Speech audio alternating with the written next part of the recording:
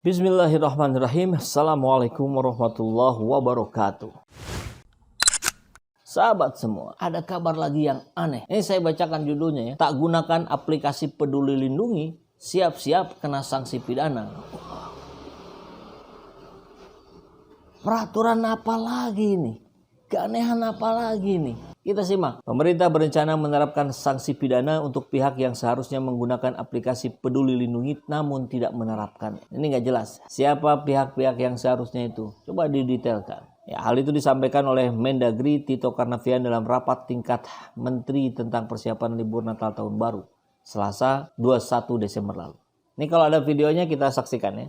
Aplikasi Peduli Lindungi ini tidak hanya kita dorong untuk digunakan, tapi juga ditegakkan supaya memberikan efek deteren. Oleh karena itu hari ini saya akan mengeluarkan surat edaran kepada rekan-rekan kepala daerah untuk menerbitkan produk yang akan mengikat masyarakat, yaitu dalam sistem aturan perundang kita itu di daerah itu bisa membuat dua, satu bisa perda, bisa juga perkada.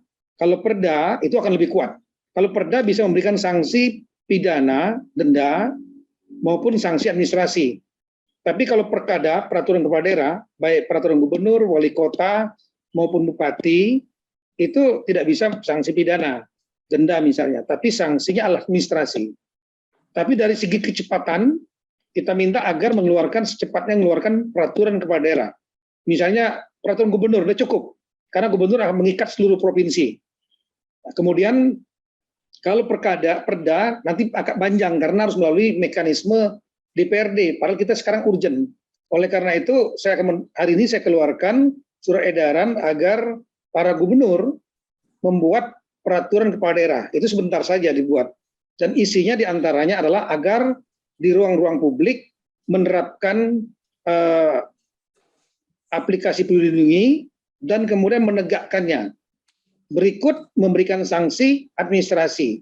Salah satu sanksi administrasi itu adalah pencabutan izin usaha untuk jangka waktu tertentu. Nah nanti setelah Nataru, kita lihat nanti bagaimana kasus, kita ingin dorong supaya ini sebelum pandemi selesai, Peduli Lindungi ini makin masif. Oleh karena itu nanti kita ingin naikkan dari perkada menjadi perda setelah Nataru, sehingga bisa memberikan sanksi denda bagi tempat-tempat usaha, restoran, mal, dan lain yang tidak menerapkan aplikasi Peduli Lindungi. Saya kira demikian, Pak. Terima kasih, Bapak.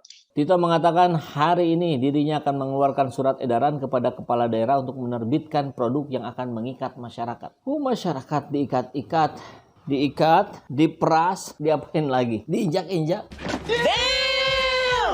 Isinya diantaranya adalah agar di ruang publik menerapkan aplikasi Peduli Lindungi dan kemudian menegakkannya. Saya punya Pak, saya menggunakan aplikasi Peduli Lindungi. Tapi kalau ini kemudian menjadi ditakut-takuti dengan sanksi pidana, bagaimana warga masyarakat ini mau bangkit kembali? Kalau belum apa-apa ditakut-takuti, disanksi, dipidana. Dalam konsep psikologi, manusia didorong oleh dua faktor. Satu, reward. Dua, punishment. Tapi kalau punishment terus-menerus, orang jadi jemu, Pak. Orang jadi muak, Pak. Rewardnya nggak ada.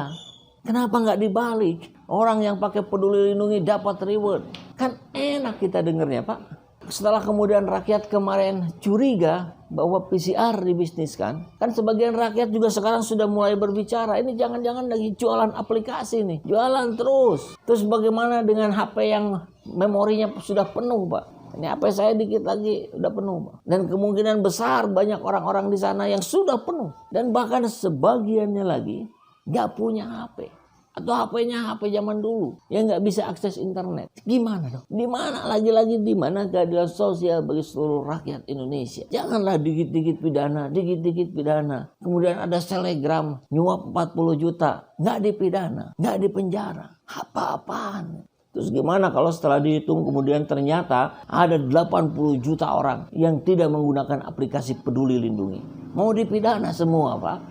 Cobalah buat aturan-aturan yang masuk akal. Aturan-aturan yang kesannya mengayomi. Jangan hanya punishment, jangan hanya sanksi, tapi juga beri hadiah. Kan enak kalau begitu.